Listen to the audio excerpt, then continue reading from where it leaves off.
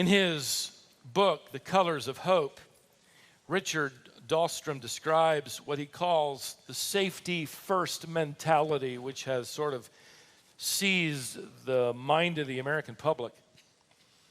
According to this perspective, the key to living well is living safely. And so whatever you do, make sure you're safe. The most important thing you can do as a parent is to make sure your children are safe. That is the priority of anything you do. And certainly in your own life, he writes, make sure, you lock your doors at night. You get an alarm system. You save 10%. Make sure your investment is insured.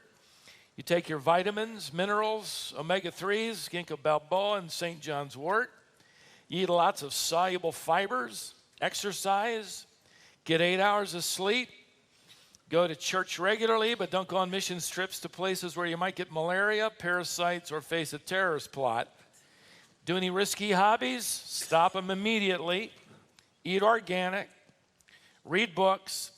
Get a colonoscopy. Forget that last one, by the way. That word's not found in the Bible, okay? So Dahlstrom says, you're safe now, right? No, not really. He referred to an extraordinary athlete, a specimen of fine health, who died at the age of 40 while shooting hoops. He ate right, exercised, didn't smoke or drink ever. He adds, never mind that the oldest woman on record, Jean Calment, died at the age of 122, stopped smoking at the age of 117, only because her eyesight was so bad she couldn't light her cigarettes.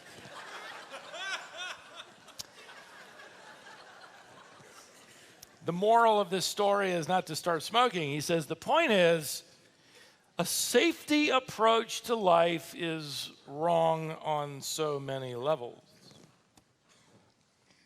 That may be a popular way of living, but the life that we're to live is never described by Jesus Christ in terms of length, health, or comfort.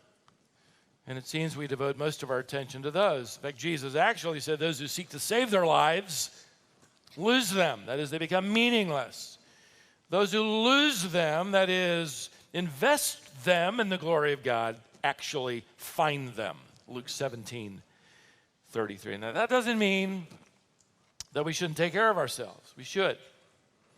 The older I get, the more cautious I become. Fiber, fruit, fish. I've had this thought that I ought to limit Krispy Kreme to once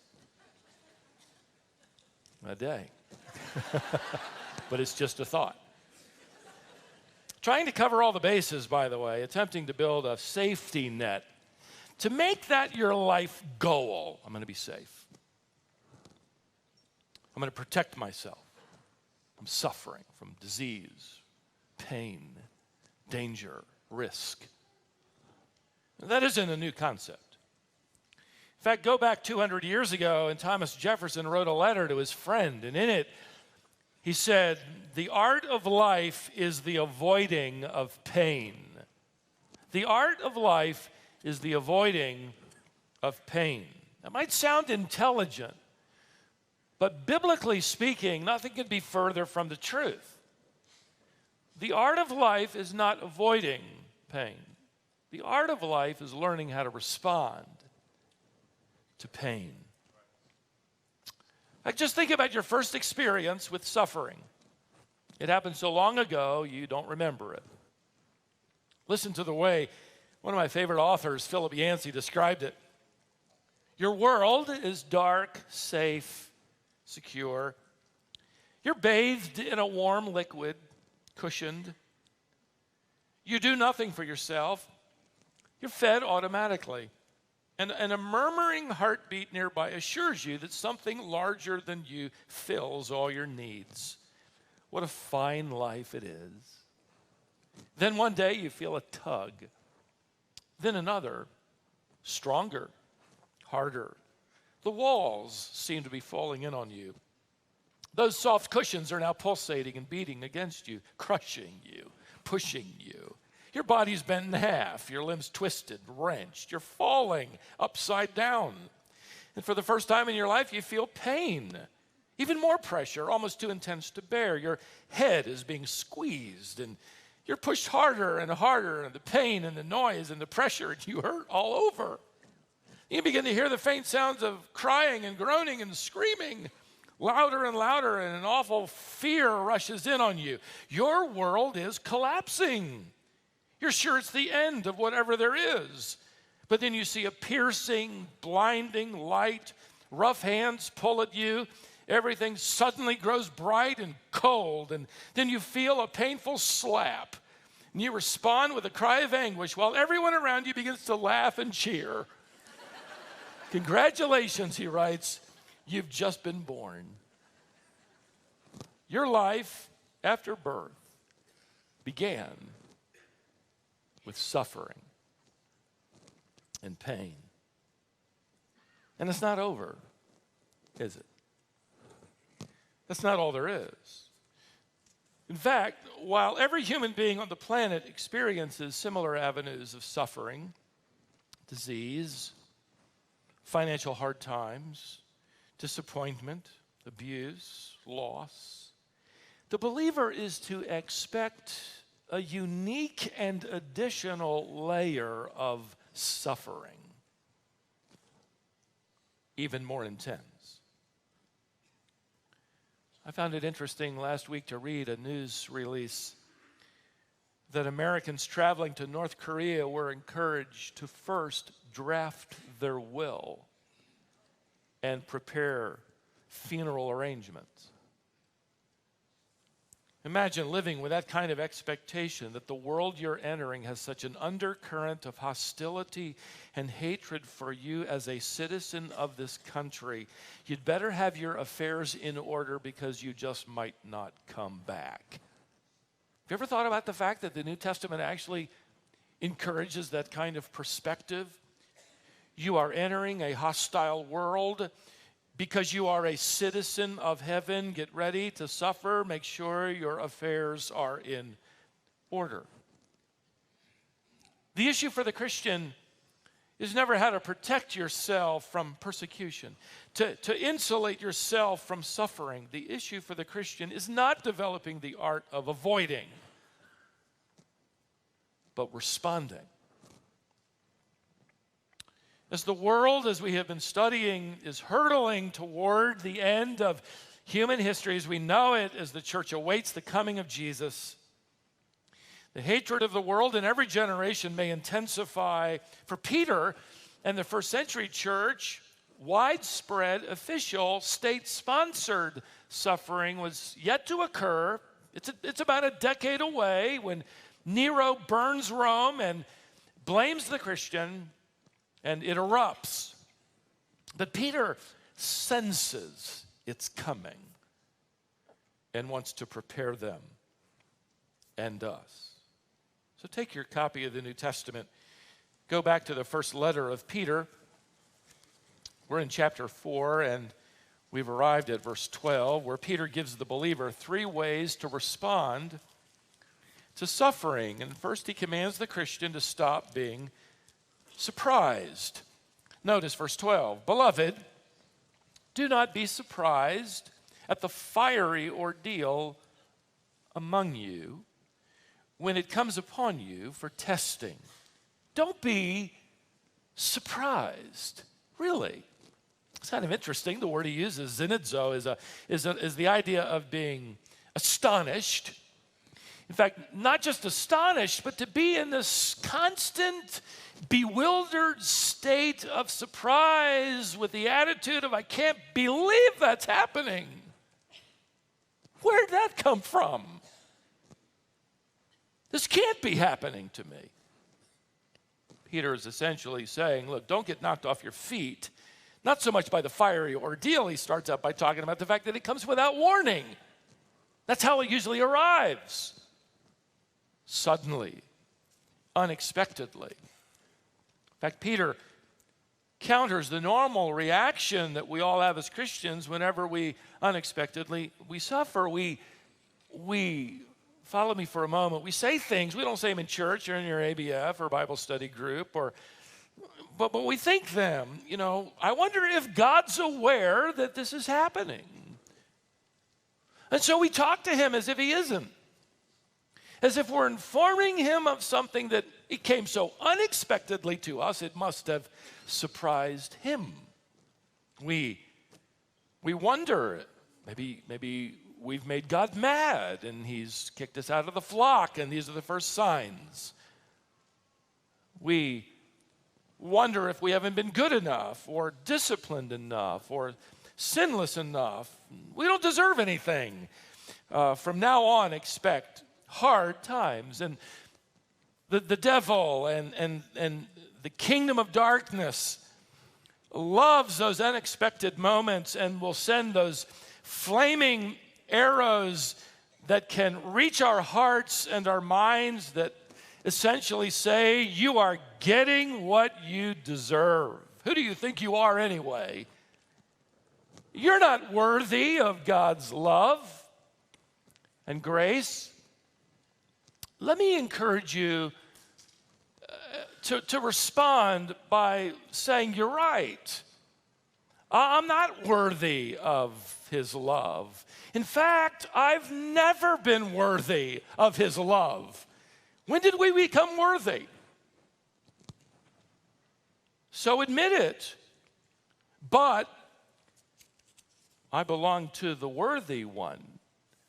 And because of him, I am now one of his. You notice how Peter writes it?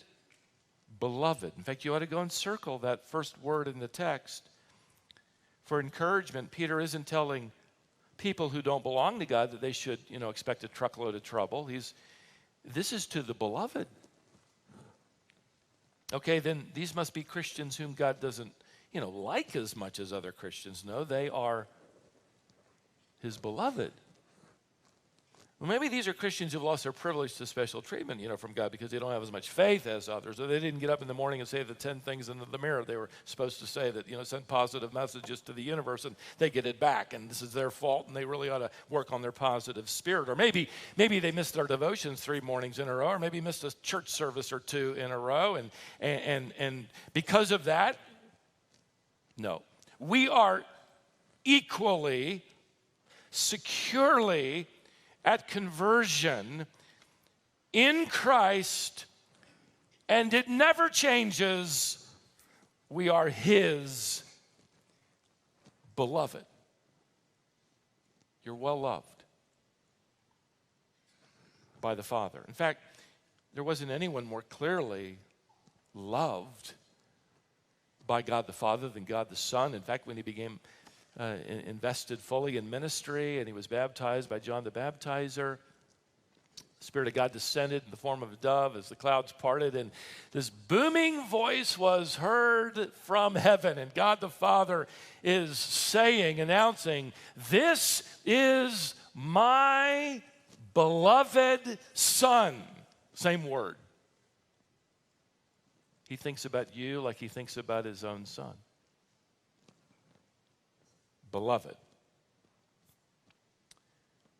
Which is why the disciples' minds were completely blown away when Jesus announces about 10 chapters later in Matthew's gospel, at chapter 13, Jesus began to show his disciples that he must go to Jerusalem and suffer many things. Who's leading you there? The will of God. And you're going to suffer many things from the elders and chief priests and scribes. And I love the reaction. This is how we would have reacted. Peter took him aside, began to rebuke him, saying, God forbid it, Lord. This shall never happen to you. I mean, what do you mean you're going to suffer? You're the beloved.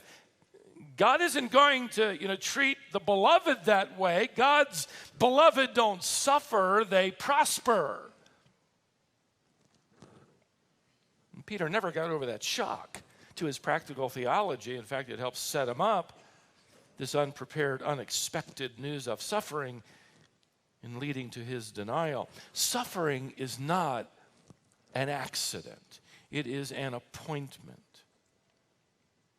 It is not something independent of God's design. It is intertwined with God's design. And Peter's writing to us to register this kind of perspective. Okay, and you're thinking, well, I'm with you so far. You know, we're 15 minutes or so in. Okay, I'm not going to be surprised, unprepared. You know, it's not an accident, but certainly it's something that if we do anticipate it and it is from God, then it isn't going to hurt that much. And it isn't going to last that long. Notice Peter's vocabulary. Beloved, do not be surprised at the fiery ordeal. That sounds painful. That sounds difficult, and it is. See, nowhere in this letter, and this is the third time Peter's referred to suffering, does Peter downplay or diminish the impact of any kind of suffering on the heart and the mind and the life of the believer. I mean, right here, look at how he calls it. He calls it a fiery ordeal. You could translate it a painful trial. It has to do with the purification by process of fire. We use the same vocabulary, by the way, today. Maybe Peter was the one that started it. We talk about somebody suffering and we say, man, they're really going through the fire. Wow. The heat's been turned up in their lives. They've walked right into a firestorm. That's the language of the Apostle Peter. In fact, the word he uses actually refers to the refiner's crucible.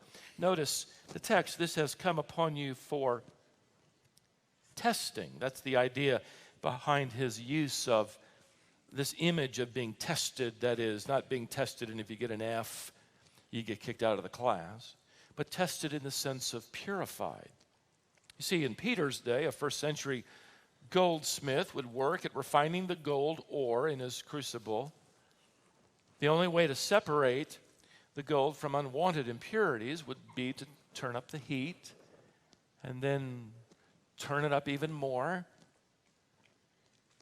With just the right heat, the impurities would rise to the surface and he would skim them away. I have read that a skilled goldsmith back in Peter's generation would continue to add more and more and more heat until he could see his reflection on the surface of that liquid gold. And when he could see his reflection, he knew it was pure. God doesn't waste the heat and the suffering. Neither should we, like Jesus, who learned obedience through the things he suffered. Don't be surprised when the world brings on suffering, but don't be surprised that God has a purpose for it. It's easy to forget that, you know, the world and the devil and the darkness and the enemy of the gospel, they seem to throw wood on the fire every time they get near us, and they love to turn on the heat. Just remember, Peter is effectively informing us that God is the one controlling the thermostat. He has his hand on the dial. The heat will never get any hotter than he desires. He's going to burn off impurities and allow the image of Christ to be reflected in your life and in mine. Now, Peter gives us another response of the believer to suffering. First, don't be surprised by suffering. Then secondly, don't think it's strange when you suffer. Notice again, beloved, do not be surprised at the fiery ordeal among you, which comes upon you for your testing, as though some strange thing were happening to you.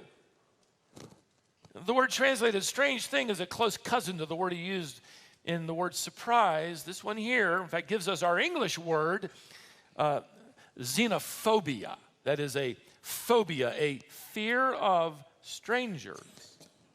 Peter's saying, suffering for the believer isn't an encounter with a stranger. So start recognizing it when it shows up. Learn to recognize trials not as strangers to avoid, but as tutors from which we learn. The truth is, God sends firestorms in our lives regularly, varying degree. Let me give you 2 or 3 reasons why. First of all, to straighten us up.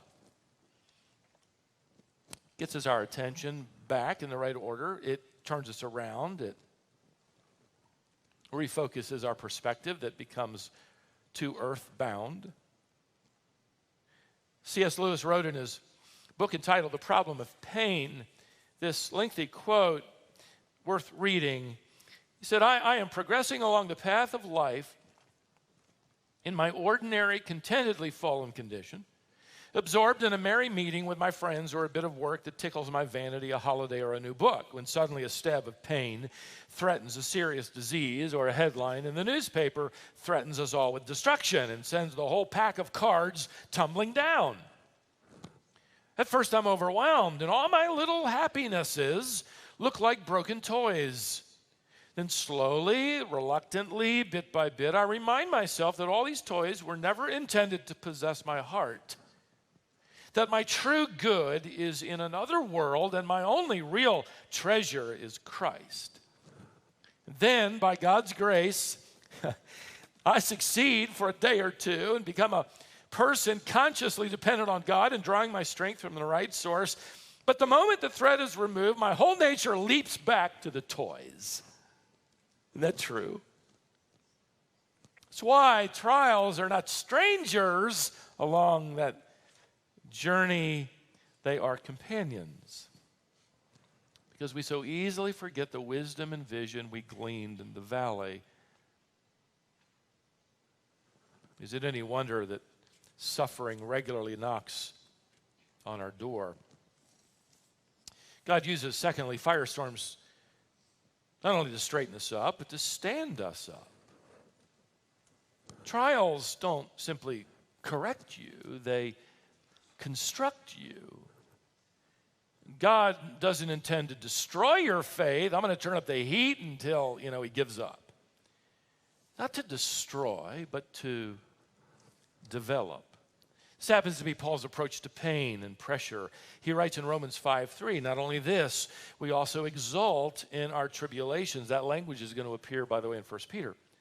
Knowing that tribulation brings about perseverance, proven character, and hope. So we're thanking God because instead of destroying us, it's obvious he is developing us. He has intentionality to the heat and the pressure. He wants us to stand tall in perseverance and character and hope. And you say, yes, Lord, give that to me.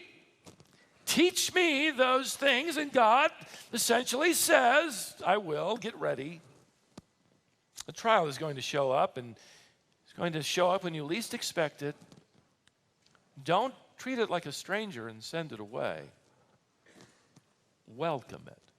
It's a tutor sent directly from me to develop perseverance and proven character and deeper, richer, confident hope. Third, God uses firestorms to straighten us up and to stand us up. He also uses firestorms to stir us up. That's the point Peter's taking us to here. The third point, don't be surprised by suffering. Don't think it's strange when you suffer. Thirdly, keep on rejoicing when you do suffer. Notice verse 13. But to the degree that you share the sufferings of Christ, keep on rejoicing so that also at the revelation of his glory you may rejoice with exultation. There's that word again. Now maybe you're thinking, okay, look, Stephen, it's one thing to try not to be surprised with unexpected suffering. It's one thing to welcome it and learn from it, but rejoice, now you've gone too far. And frankly, it sounds like Peter has. Are we supposed to paste on phony smiles? And when we come to the Bible study or the church service, we're going to say things like, well, God's in control and this isn't that big of a deal. It doesn't really bother me. I know he's on the throne. Oh, there are nuances of truth in there, but you get my point. No, Peter's already referred to it as a fiery ordeal, a painful trial. If he can call it that, so can you. So can you. But he wants to take us deeper than simply expecting it and even welcoming it. Now he's talking about rejoicing when you're in the crucible, and you can only do that when you keep in mind his counsel. Notice how the verse began. To the degree that you share the sufferings of Christ. This is what Greek scholars call an adverb of degree, translated well here. That is, insofar or to the degree that you share in the suffering of Christ, you rejoice. In other words, every believer is going to suffer in a different way and to a different degree. It's a good thing to keep in mind. There is a degree to your suffering that God has designed for each Christian, and he knows why. You have your race to run. It isn't the race of the guy next to you or the gal behind you. Your race is as unique as your thumbprint, designed by God to work in your life, to develop you. And by the way, that kind of perspective will help you stop looking at other believers and then turning around to the delight of the enemy and to your own discouragement that will only grow more deeper, and thinking things like, why is that Christian a row over, so healthy, and I'm heading into my 7th surgery? Why is that believer over there financially blessed and we've just lost everything? Why is that believer's spouse faithful and mine unfaithfully deserting? Why is that couple in our class blessed with children? They just keep having them and we cannot conceive. Why is that man or woman in our fellowship given a smooth, clear, level highway, and mine is one pothole after another, one U-turn after another? See, Peter is protecting us from this idea that God is partial. He hints at the reason here because God has designed the degree. He's measured out the heat for you, and it's a different measure than anyone else. You rejoice in the fact that God has mapped out your life, that he has his hand on the thermostat of your life. He isn't telling you to rejoice because you're simply suffering. Oh, God, thank you for bringing miserable things into my life. Now I can look even more spiritual. No. You're rejoicing in that you are sharing in the sufferings of Christ. That is, you're being drawn into a deeper fellowship with the Savior as God the Father turns up the heat and you begin to reflect the image of Christ. And take a look at his life. Suffering, ridicule, hunger, temptation, misunderstanding, accusation, grief, weeping, betrayal, rejection, crucifixion. Lord, I really want to be like you. Oh?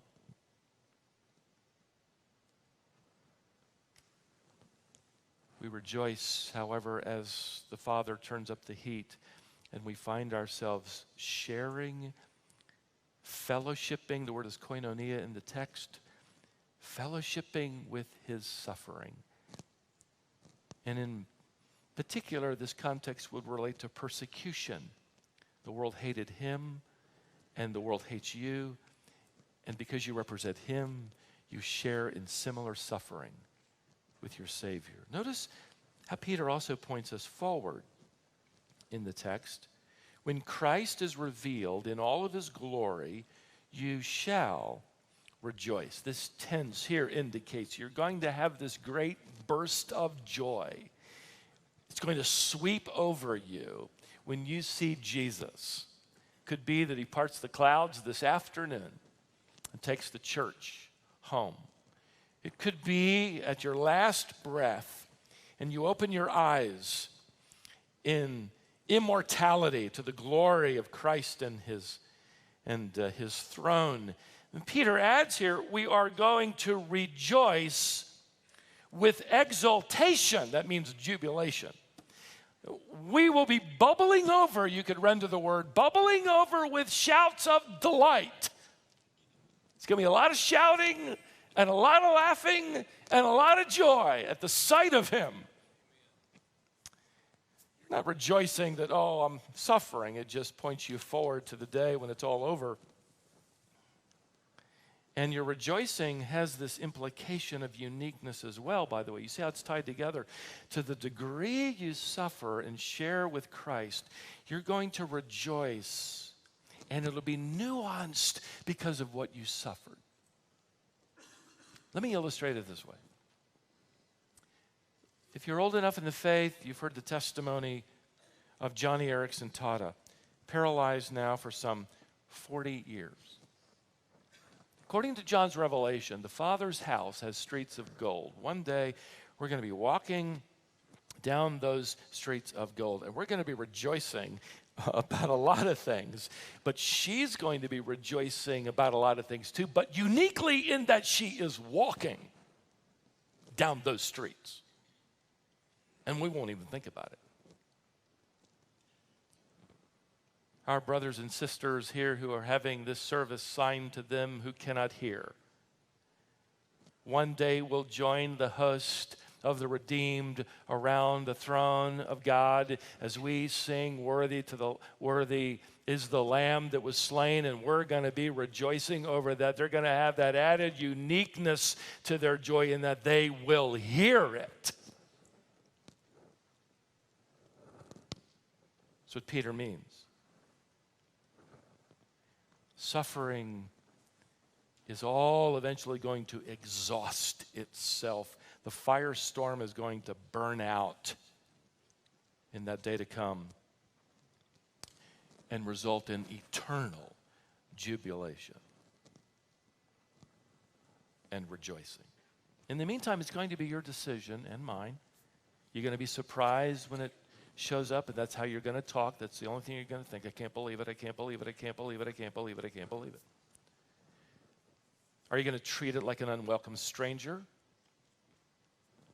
Or welcome it in as a teacher, a refiner, as it were, in the hand of God who's turning up the heat so that you reflect the image of Christ? Are you going to rejoice that right now, in a unique way, you get to live like Jesus, longing for, looking for that coming day when you will live with Jesus?